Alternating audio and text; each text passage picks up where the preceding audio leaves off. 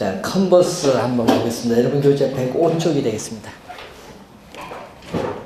자, 여러분 지금 배운 우리가 네일리를 배우셨죠? 자, 이 네일리는 중요합니다. 이 네일리의 소매 인력의 법칙을 이 컨버스가 뭐를 했다? 수정을 한 거예요. 수정.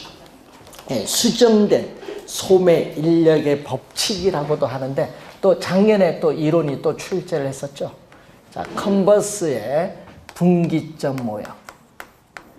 자, 컨버스는 이 분기점 모형인데 다른 말로 수정된 소매 인력의 법칙이에요. 그러면 이것도 뭐죠? 수정을 하니까 무슨 모형? 중력 모형이죠. 네일도 중력 모형이니까 뭐 컨버스도 중력 모형인데 그럼 수정을 뭘로 수정했느냐? 자, 여러분 아까 인구 있죠? 인구를 뭘로? 매장 규모, 매장 면적으로 수정합니다. 자, 인구를 뭘로? 매장 면적, 매장 규모 이걸로 수정을 한 거예요. 수정. 그래서 매장 면적에 뭐 한다? 비례를 하고, 자, 매장 면적에 비례하고 또 분기점, 상권의 경계인 분기점으로부터 또 거리의 제곱에 반비례한다.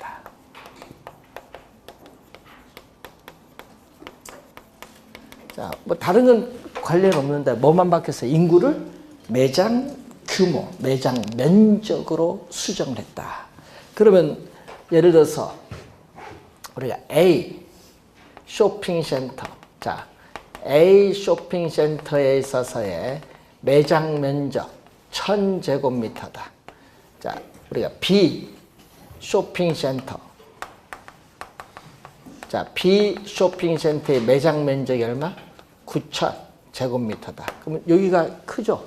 크면 상권의 경계는 어디에? 규모가 작은 여기에 결정되겠지. 그러면 이게 상권의 경계인 뭐다? 분기점. 그러면 요 거리가 얼마다? X키로. 몇 킬로인지 모르겠지만 X키로다. 두 쇼핑센터까지 거리가 8km면 이 거리는 8km에서 뭐를? X를 빼주면 되겠죠. 자, 이렇게 주어져 있을 때 우리는 여기는 이제 매장 면적으로 바뀌었다는 것은 이제 도시가 알아. A 도시는 A 쇼핑센터, B 도시는 B 쇼핑센터 이렇게 보시면 되겠습니다. 자, 그럼 상권의 경계를 하면요, 여기 이런 거거든요. 이렇게 요게 상권의 경계고 여기는 뭐다? 훨씬 넓은 이게 상권의 무슨 인지 알겠죠? 여기 원으로 이렇게 씌우면 돼요. 예? 그걸 여러분 우리 수학에 새긴 아폴로니우스 원인데 그까지는 할 필요 없이 하여튼 상권의 경계는 여기 상권이 작고 여기는 상권이 훨씬 크다 이런 얘기입니다. 범위가. 자, 그러면은 이때 뭐냐 하면은 컨버스는 뭐죠? 두 도시의 두 쇼핑센터에 있어서의 구매 영향력이 같은 점이 상권의 경계인 분기점. 밑줄은 어디? 구매 영향력이 같은 점. 이게 포인트. 자, 그걸 밑줄 그으면 되겠죠.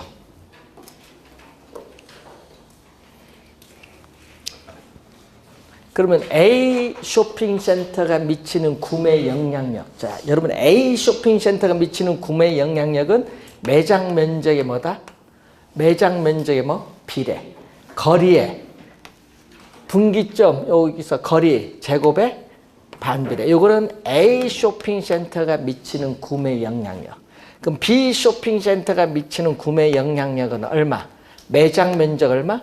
9000의 비례. 어떻게 돼? 거리 8- 거리 제곱의 반비례. 요 두 개죠. A 쇼핑센터가 미치는 구매 영향력, B 쇼핑센터가 미치는 구매 영향력이 뭐? 서로 같은. 예? 서로 같은 점이 상권의 경계인 분기점이다. 요거 풀면 돼요. 풀 때는 아까 얘기했죠. 내항이 곱, 외항이 곱은 같다. 이렇게 곱하면 돼요. 그러니까 얼마죠? 우리가 곱하면은 9000x. 9000 곱하기 얼마? x제곱은 1000 곱하기 얼마죠? 8-x제곱. 그래서 공 3개는 없어지니까 계산을 하면 얼마죠? x제곱 8 마이너스 x를 두 번 곱했거든요. 64 마이너스 16x 플러스 x제곱. 요것을 뭐 한다? 계산을 하면 돼요. 자, 요것을 2차 방정식을 풀면 되는데 x는 거리니까 양수예요. 자, 요를 푼 결론이 여러분 교재에 뭐라고 나왔어요? 교재 결론이 x 이꼬르는 1 플러스 우리가 A로부터 물을 때는 A가 분모 얼마죠? 매장 면적 1000. B일 때는 얼마? 9000. 두 쇼핑센터까지 거리 얼마? 8km. 그 교재의 수식을 이용하면은 그러면 여기 얼마죠? 누뚜 9는 얼마? 누뚜 요 9는 누뚜 3의 제곱해서 이게 제곱가 없어져서 3이에요. 그러니까 여기 얼마죠? 분모는 1 플러스 3의 8km니까 얼마? 2km가 정답. 네, 계산 문제가 이렇게 해서 유도가 되는데 하여튼 말로 출제 작년 했잖아요. A 쇼핑센터가 미치는 구매 영향력, B 쇼핑센터가 미치는 구매 영향력이 서로 뭐한 점? 같은 점이 상권의 경계인 분기점. 그게 키워드. 계산 못해도 관계없어요. 예, 계산 문제는 뭐 올해 출제하고 내일 아니면 허프니까. 그러니까 말의 의미만 알면 돼. 구매 영향력이 먼저 같은 점. 자, 여러분 허프 중요합니다. 25회 시험에도 계산 문제 냈지만요. 28회 여러분 25회도 계산 문제, 28회도 계산 문제를 출제를 했습니다. 자, 계산 문제 출제를 하는데 허프죠. 허프는 확률을 붙입니다. 자, 허프의 이론을 공부할 때는 앞에 뭐를 붙인다? 확률이 들어가, 확률. 예, 확률적인 상권 분석 모형이에요. 자, 확률적인 상권 분석 모형입니다. 자, 여러분이 이 허프는 공간, 거리, 마찰계수라는 게 있거든요. 허프는 공간, 거리, 마찰계수는 점포의 성격, 편의품점이냐, 선매품점이냐, 전문품점이냐, 이 점포의 성격, 또 교통의 편의성, 접근성, 가시성, 매장 규모 등에 따라 이 값은 달라져요. 달라지는데 우리는 허프 문제를 풀 때 이걸 뭐라고 가정한다? 요 값이 달라지거든요. 0, 1, 3 뭐 여러 가지가 되는데 우리는 뭐라고 가정? 2라고 가정을 해요. 문제 풀 때 보면 꼭 2가 나와요. 2라고 가정을 하는 이유가 뭐를 적용하기 위해서? 중력 모형을 적용하기 위해서 2라고 가정을 하는데 중력 모형은 또 뭐죠? 매장 면적의 비례, 매장 규모,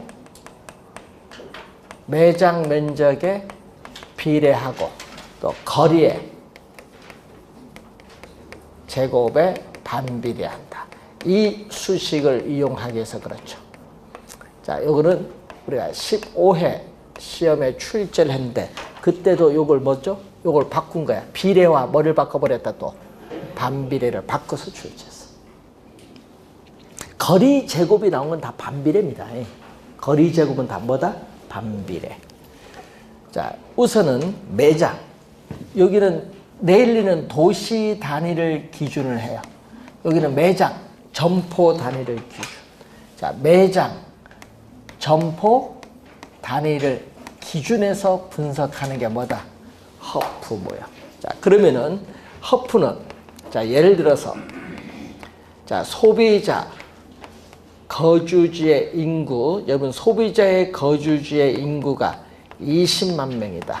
자, 소비자 거주지에 있는 인구가 20만 명인데 자, 20만 명에서 우리는 여기 소비자 거주지에서 2km 지점에 A 할인점이 있어요. A 할인점의 매장 면적은 4,000제곱미터다. 그런데 또 몇 킬로? 3km 떨어진 지점에 또 B 할인점이 있어요. B 할인점.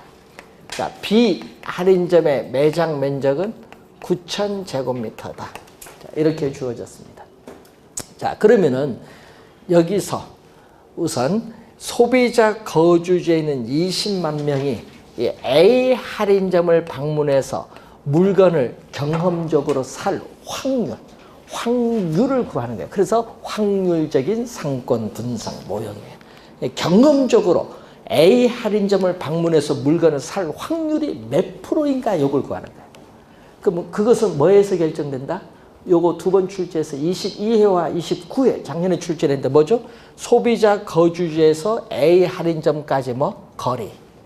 A 할인점의 매장 규모, 매장 면적, 경쟁 쇼핑센터 몇 개 지금 하나밖에 없죠. B. 경쟁 우리가 점포의 수 세 가지의 영향을 받아요. 그것을 우선 시험 문제에 22회와 29회 시험에 출제했는데 106페이지 거기에 위에서 세 번째 방문할 확률 거기에 A, B, C 있죠. 이 세 가지 요인의 영향을 받는 이것을 22회와 29회 시험에 출제했어요. 또 밑에 수식이 있죠. 그 수식은 뭐다? 계산 문제 수식. 이걸 이제 엄청 출제했었죠. 15회 시험에 출제했죠. 16회 시험에 출제를 했죠. 예? 그리고 20회, 23회, 25회, 28회 6번 출제했네. 계산 문제. 6번 출제했습니다. 진짜 중요합니다. 그러니까 여러분 계산 문제 만약 원래 시험에 냈다 하면 누구? 네일리 아니면 허프. 저라면 허프 내겠어요. 저라면. 자, 그러면은, 자, 소비자 거주지에서, 예? 여러분, 소비자 거주지에서 A 할인점을 방문해서 물건을 경험적으로 살 확률을 우리 뭘로 표현한다? 시장 점유율로 표현해. 그래서 허프의 확률적 상권 분석 모형은 우리 상권 내에 다수의 경쟁 점포가 입지하고 있을 때 특정 점포의 시장 점유율, 뭐 이용객 수, 매상고 등을 간편하게 계산할 수 있는 게 누구의 모형? 허프의 모형. 그러면 시장 점유율은 분모는 뭐죠? 전체에서 A 점포가 차지하는 비중이에요. 전체니까 뭐죠? 지금 점포가 몇 개? 2개네요. 상권 내에. 그럼 A 할인점의 유인력과 B 할인점의 유인력 2개를 더해주면 전체야. 그럼 A 할인점은 유인력 여기 나오죠. 매장 면적 얼마? 매장 면적 A 할인점 4,000에 비례 거리 2km 거리에 제곱에 반비례. B 할인점은 매장 면적 얼마? 9,000에 비례 거리 제곱에 반비례. 더해주면 유인력의 합계 전체가 돼요. 구하고자 하는 A 할인점 매장 면적에 비례 거리 제곱에 반비례를 하지. 전체에서 부분이에요. A 할인점. 그럼 4,000을 4로 나눠주면 얼마? 1,000. 또 9,000을 9로 나눠주니까 1,000. 2,000분의 얼마? 1,000이니까 2분의 1 곱하기 뭘 구하는 거다? 율, 퍼센티지를 구하려니까 뭘 곱해준다? 100을 곱해줘는 50%죠. 퍼센트로 가릴 때는 100을 곱해줍니다. 50%예요. 50% 시장 점유율. 즉 A 할인점을 방문해서 경험적으로 물건을 살 확률은 몇 프로? 50% 간다. 그럼 나머지 50%는 어디 간다? B로 가는 거예요. A, B 두 할인점에서만 구매한다고 가정했을 경우에 나머지 50%는 B로 간다는 겁니다. 그럼 이용객 수는 얼마? 그럼 시험 문제 또 이용객 수.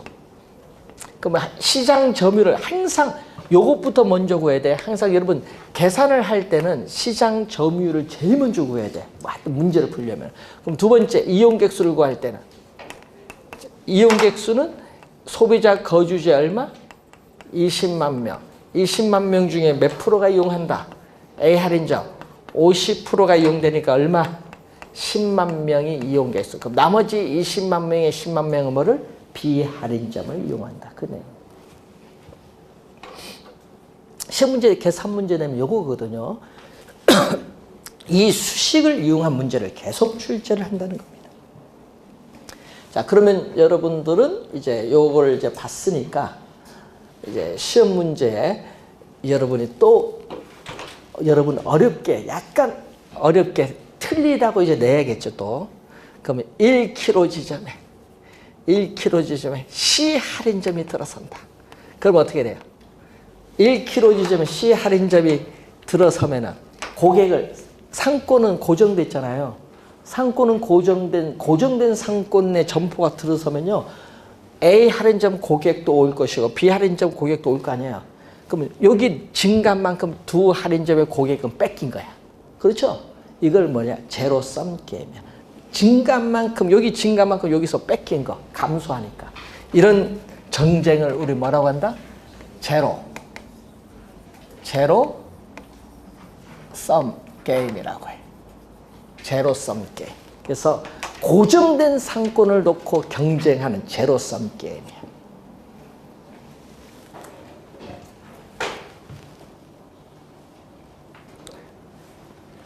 들어보긴 들어봤는데 설명을 할 줄 아셔야 돼요. 아니, 아까 할인점 새로 생기면 고객이 증가하면은 다른 요 두 점포의 고객이 그만큼 뭐야? 줄어드는 거잖아요. 이게 제로섬 게임.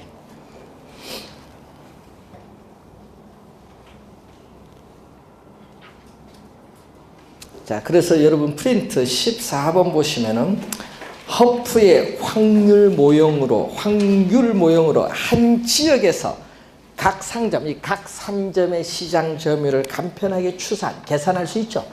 네, 시장 점유율, 매상고 이런 걸 계산할 수가 있습니다. 자, 16번 보시면은 허프의 상권 분석 모형에 따르면은 소비자가 특정 점포를 이용할 확률은 경쟁 점포의 수가 몇 개냐, 점포와의 거리, 점포의 면적에 의해서 결정이 된다. 세 가지 요인. 이 지문이 또 작년에 또 출제했다는 얘기예요. 자, 이런 용어를 좀 잘 이해를 했는데, 하여튼 허프는 중요하다. 올해 시험은 내일 아니면 허프. 계산 문제 출제 예상되는 부분. 자, 그리고 107페이지에 넬슨. 자, 넬슨의 소매 입지 이론이 나오는데, 넬슨은요, 점포의 경영 주체가 어느 장소에 점포를 입지시켜야 그 점포로부터 최대의 매출고 매상고를 올릴 수 있느냐, 점포 입지 원칙 8가지를 제시하는데, 그 8가지 중에서도 양립성을 강조한다. 양립성.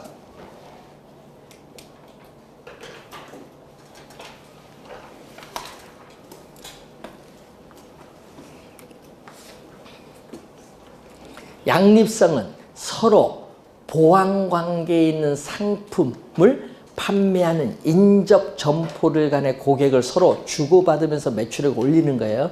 병원 옆에 뭐가 있어요? 약국. 이게 양립성입니다. 자, 그리고 크리스탈러 또 작년에 또 출제했었죠. 자, 1933년 독일 남부 도시를 대상으로 해서 나타나죠. 독일의 남부 도시를 대상으로 나타나는 또 서비스업에 대한 입지이론이야.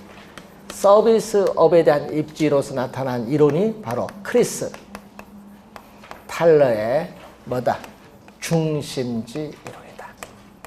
자, 크리스 탈러는요, 수요자가 어느 지역까지 분포되느냐. 자, 소비자, 이 수요자가 어느 물건을 사고자 하는 수요자가 어느 지역까지 있느냐, 분포되느냐를 분석하는, 또 무슨 분석? 거시적, 넓은 의미인 거시적 측면에서 분석을 한다. 자, 거시적 측면에서 분석하는 모형에 수요자가 어느 지역까지 분포되었느냐, 그리고 또 중심지의 형성 과정, 중심지가 형성되는 과정이거든요. 이 중심지에 그러니까 형성되는 과정에 초점을 둬요. 중심지가 형성되는 과정에 초점을 두고 있는데, 문제는 이제 출제를 할 때는 항상 요거죠. 또 우리가 재화의 도달 거리. 자, 재화의 도달 거리와 뭐의 관계? 최소 요구치의 관계.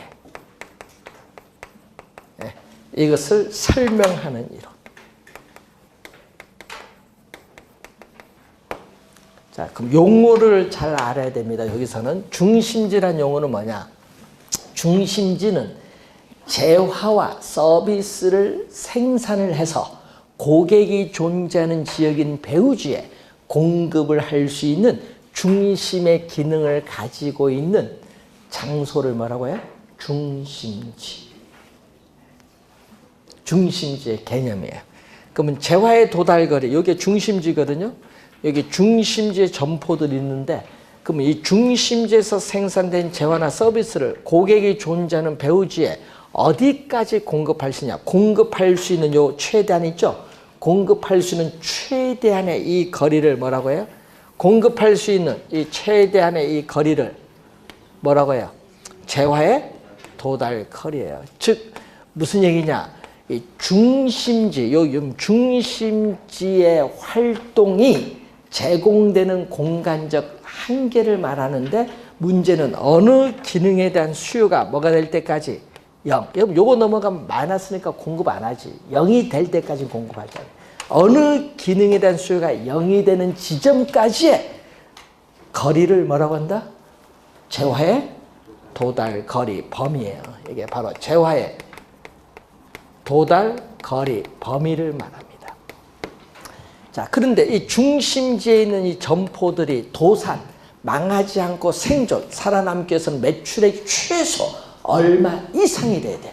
최소 얼마 이상이 돼야 된다. 즉 중심지에 있는 점포들이 중심의 기능을 유지하기 위한 최소한의 고객의 수 또는 수요의 수준을 나타내는 이 범위를 우리는 최소 요구치에 있어서의 범위라고 해요. 그러면은 중심지가 성립을 하기 위해서는, 자, 중심지가 성립하기 위한 조건으로서는 뭐가? 최소 요 요구치 범위가 재화의 도달거리 범위 안에 내 존재했을 때 중심지가 성립을 한다. 이렇게 반대로 가면 어떻게 돼요? 어떻게 최소한의 매출액도 못 올린다는 얘기예요. 그럼 망하는 거지. 이걸 분석하는 겁니다. 자, 그 내용을 지금 설명하는 이론이죠. 그래서 용어가 108페이지 보면은 그런 용어가 나와 있고, 중간 그림 밑에 보시면 중심지 상권의 형태를 보면은 중심지가 하나다. 단일 중심지일 때는 뭐죠? 원형. 다수의 중심지가 분포할 때는 뭐죠? 이상적인 형태인 정육각형이다. 여러분 크리스탈로는요, 다수의 중심지가 분포되었다고 전제를 하기 때문에 이상적인 형태인 상권의 형태는 뭐다? 정육각형. 꼭 기억해야 돼요. 정육각형.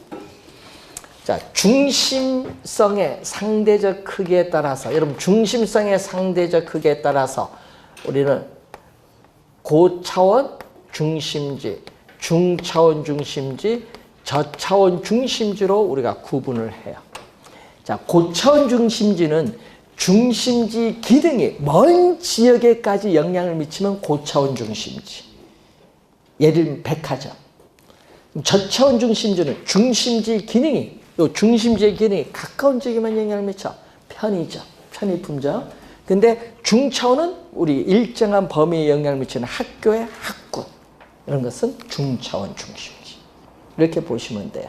그러면은 여러분 백화점이죠, 고차원. 롯데백화점 간격, 거리 멀죠?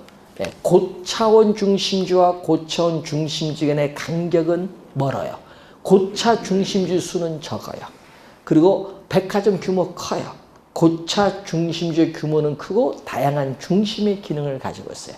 그런데 편의품점인 저차원 중심지는 수가, 편의품점 많죠? 수는 많아요. GS 편의점 간격 가까워요.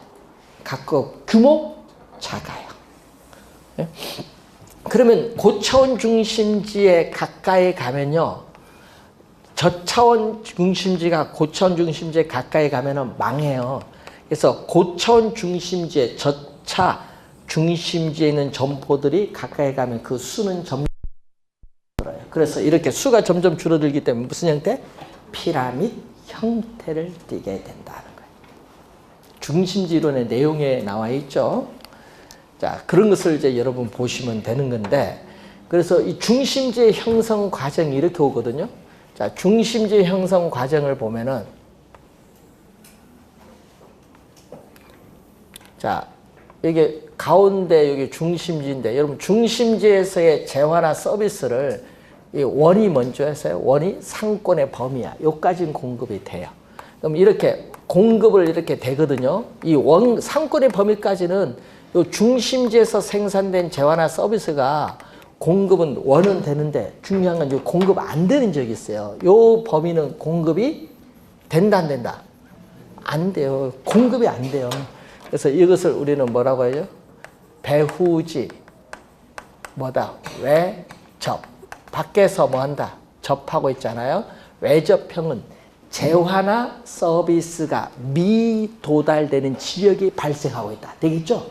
그럼 여기서 이제 뭐가 나오냐? 이렇게 나오는 거예요. 이렇게. 중복이 이렇게 되고 있어요. 이걸 뭐라고 해요? 배후지, 중첩을 하고 있어요. 이때는 중첩한 것은 경쟁이 치열한 거야. 불필요한 경쟁이 발생하고 있어요. 경쟁이 치열한 거죠. 불필요한 경쟁이 발생하고 있습니다.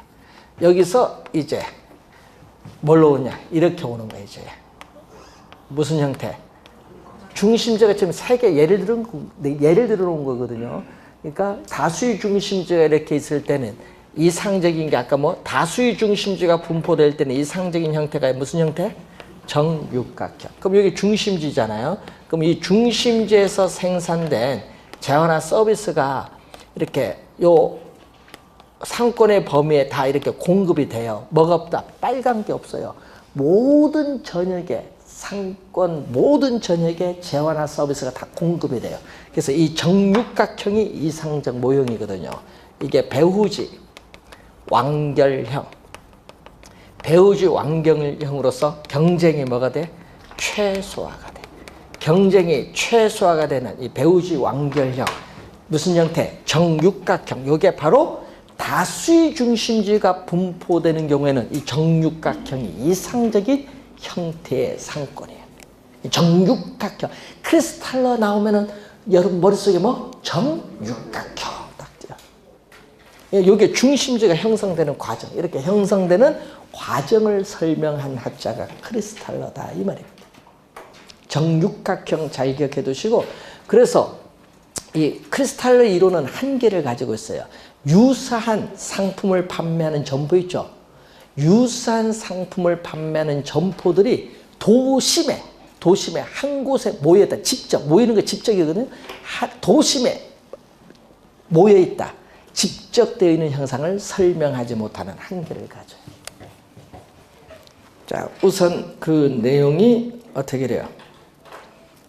109페이지 중간까지 설명을 하고 있습니다. 자, 거기 7번에 보시면은 애플범 교수가 나와요. 자, 애플범 교수의 CST. C는 뭐죠? 커스터머, 스파팅, 테크니크. 그래서 소비자, 커스터머는 소비자거든요. 소비자 뭐다? 분포 기법이라고 해요. 소비자 분포 기법 또는 고객 출발지 조사 기법. 소비자 분포 기법. 시험에는요, 그냥 원어로 출제를 또 하기도 해요. 그냥 원어 그 자체. 자, 여러분이 현재 영업 중인 시설이 있어요. 예를 들면 이마트 있습니다. 그럼 이마트에 여러분은 물건을 사러 갑니다. 올 거 아니에요. 그러면 표본을 거기서 샘플링, 표본을 추출해서 인터뷰를 해요. 어디에서 물건을 사러 오셨습니까? 인터뷰를 통해서 지도상에 표시를 해요. 그러면은 상권의 범위를 알 수 있죠. 이렇게 구하는 게 바로 CST. 그러니까 실무적으로 지리적 상권의 범위를 획정하기 위한 기법이 바로 CST예요. 그래서 CST는 상권의 범위를 알 수 있고요. 여러분 고객이 와서 한 달에 몇 번 이용하고 어느 정도 물건 사고 종류 다 나타납니다. 카드 끊어보면 고객의 특성 파악이 가능하고, 또 경쟁 점포와의 경쟁이 어느 정도 되느냐 정도도 알 수 있고, 또 광고, 또 판매 촉진 전략 수립에도 기여할 수 있고, 또 점포를 확장할 수 있는 계획에 또 유용하게 또 활용할 수 있는 게 CST. 그래서 늘 이게 분석해요. 여러분 이마트만 있는 게 아니잖아요. 홈플러스도 있고 롯데마트도 있고 이런 게 있다 보니까 이게 경쟁 정도를 어느 정도 하고 어떤 전략을 해야 되냐 이걸 늘 연구를 합니다. 이마트가 이번에 빅히트 하나 쳤죠. 예? 지금 잘 안 팔리고 있죠. 백화점 지금 매출액 지금 장난이 아니죠. 그 보니까 세니까 뭐 90% 세일도 나오고 막 예? 잘만 하면 좋은 상품을 싸게 산대. 이마트 요즘 뭐 했어요? 예? 옛날에 한번 롯데마트 그런 거 했는데 착한 가격인데 착한 가격이 국민 가격으로 하대요. 옛날 롯데마트는 착한 가격 통닭 한 마리 5,000원 팔았잖아요. 그것처럼 이번에 이마트에서는 오늘 보니까 생닭 가격이 좀 많이 오르고 있는데 생닭 두 마리에 뭐 4천 얼마? 그러니까 한 마리에 2,100원 정도 팔더라고요. 최저가로. 그런 식으로 국민 가격. 그러니까 갑자기 매출이 급격히 늘어나는 거예요. 그러니까 그게 뭐 한다? 미래를 보고 미리 어떻게 돼요? 사전에 어떻게 돼요? 계약을 맺겠죠. 그 지역 주민들과 어떻게 돼요? 계약을 맺어서 싼 가격으로 미리 확보를 해서 공급을 하는 거예요. 그래서 쌀 가격도 많이 오르잖아요. 그럼 이마트는 뭐다? 경상북도 의성이죠. 마늘 유명 의성에 농가와 계약을 맺어서 쌀 가격을 얼마? 반 가격으로 공급을 하잖아요. 그런 식으로 이제 앞으로는 그런 윈윈하는 전략을 어떻게 돼요? 농가도 어떻게 돼요? 중간 유통 단계 없애버리면서 비싼 가격으로 넘기고 또 이마트는 싼 가격으로 옆에 넘겨주고 중간 유통 기구를 없애버리는 거예요. 마진 붙으니까. 앞으로 그렇게 가야 돼요. 이제. 농가도 불쌍하잖아요. 그래서 배추도 어떻게 돼요? 지금 저 전라도 밑에는 가라 없잖아요. 인건비도 안 나오니까 팔아도 소용없으니까 갈아버리면 그것을 아까처럼 약간 비싸게 사오고 여러분에게 싸게 중간 유통을 없애버리면 되잖아요. 그러면 되는데 그게 안 돼서 지금 그렇죠. 자, 109페이지 매장 상가 점포의 매장용 부동산의 부지 선정. 여러분 지금 학자들의 견해 다 배웠거든요. 아까 몇몇만 잘 공부하면서 작년에 4명 네일리, 컨버스, 허프, 크리스탈로 4명 냈거든요. 올해 시험은 뭐가 중요하다? 네일리, 허프가 중요한 것 같아. 특히 계산 문제 출제 예상이 되고 있습니다. 원래. 자, 매장용 부동산은요. 자, 여러분 어떤 지역이 있어요? 어떤 지역에 이미 영업을 하고 있는 뭐가 있어요? 기존 점포가 있어요. 자, 어떤 우리가 도시 지역 내에 이미 영업을 하고 있는 기존 점포가 있는데 이 기존 점포에서 우리는 판매를 하잖아요. 1인당 우리 그 지역 내 1인당 주민들의 평균 매상고 얼마냐. 그런 거. 또 그 지역 주민들의 소득 수준은 어느 정도 되냐. 인구수, 이 지역 주민들의 인구수는 어떻게 되냐. 이런 걸 분석을 좀 해야 돼요. 그래서 한 개의 점포, 한 개의 기존에 이미 영업을 하고 있는 점포가 우리는 망하지 않기 위해서는 최소 매출액이 얼마 돼야 되느냐. 그걸 분석을 하는 게 첫 번째 뭐죠? 기존 부지를 뭐 한다? 분석을 해요. 그래서 한 개의 기존에 이미 영업을 하고 있는 한 개의 점포가 유지되기 위한 뭐를 파악한다? 최소 요구치를 파악한다. 최소 요구치는 아까 이제 설명을 했으니까 최소 요구치는요, 여러분요, 돈 들어온 현재 가치와 돈 나간 현재 가치가 서로 뭐 한다? 같을 때 그게 최소 요구치야. 그냥 망하지 딱 않을 정도. 최소 요구치가 어느 정도 되냐? 파악을 하는데 여러분 나중에 투자로 배우면요. 순현재 가치가 어떻게 돼? 0보다 어떻게 돼? 0 이상인 수준이지. 최소 0보다 넘어야 된다.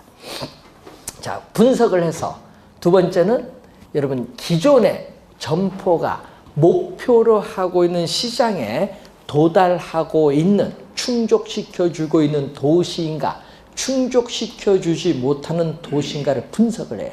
그래서 충족시켜주지 못하는 어떻게 돼요? 도시를 대상으로 뭐를 한다? 할인 현금 흐름 분석을 해요. 그래서 투자론의 할인 현금 흐름 수지 분석법이 있거든요. 그때 순현재 가치, 돈이 들어온 현재 가치와 돈이 나간 현재 가치를 뺀 거예요. 이 순현재 가치가 0보다 크면은 어떻게 돼? 신규 점포가 추가로 이 도시 내에 입지할 가능성이 있다. 들어와도 괜찮다. 얘기고, 만약에 순현재가 0보다 적으면요, 이 도시 내 기존에 이미 영업을 하고 있는 점포들이 무슨 상태에 있다? 포화 상태에 있기 때문에 신규 점포가 들어와서는 안 된다. 이런 걸 판단하는 거예요. 그래서 이 도시에서 이렇게 지역을 나눠요. A, B, C, D, E 이렇게 지역을 나눠요. 나눈 근린 이 지역을 분석을 해요. 예? 각 근린 지역을 분석을 하는데, 분석할 때는 뭐죠? 해당 업종, 우리가 업종이 있겠죠? 해당 업종에 대한 주민들의 지출 가능한 금액이 얼마냐? 예? 여러분, 그 업종, 식료품 하면 식료품의 지출 가능한 금액이 얼마냐? 요걸 어떻게 돼? 추계를 해요.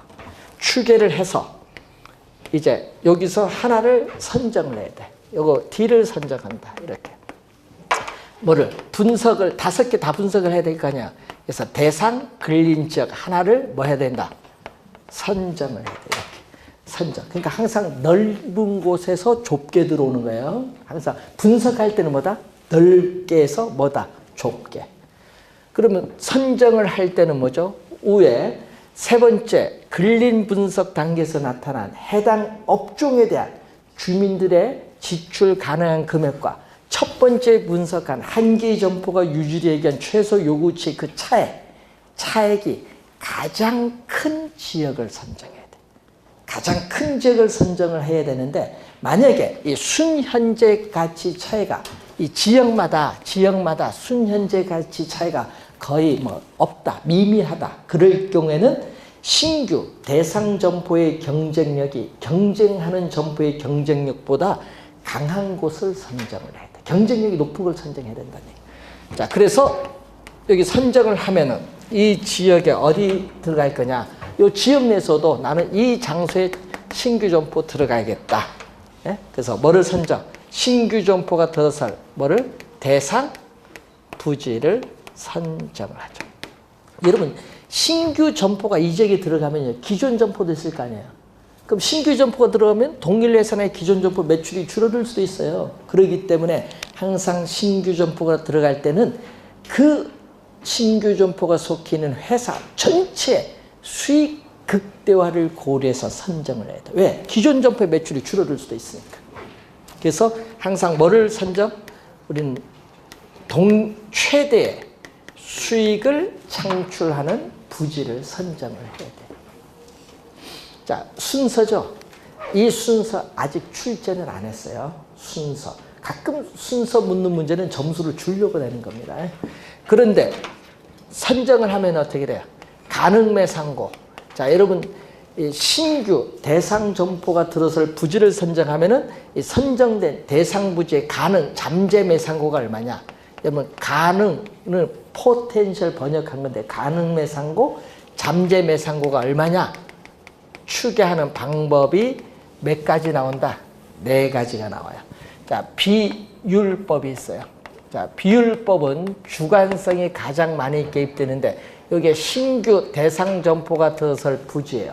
여기서 고객이 어느에서 물건을 사러 찾아올 거냐? 어떻게 돼요? 가능한 거래 지역을 이렇게 획정을 해야 돼. 어디서까지 찾아올 거냐? 그러면 이 점포에서 판매하는 상품에 대한 지출 가능한 금액이 얼마 정도 되느냐? 이걸 또 추계를 해요. 또 이 지역에 살고 있는 주민들의 소득 수준을 인구 센서스 자료를 통해서 또 추계를 해야 돼. 그래서 이 점포에서 판매하는 이 상품에 대해서 이 가구죠. 가구에서의 얼마 지출할 거냐. 이 비율을 구해서 이 지역 전체 인구를 곱해주면은 매출액을 구할 수 있어요. 가능매상고를 구할 수 있어요. 근데 그 과정이요, 다 주관이 많이 개입되는 거예요. 주관.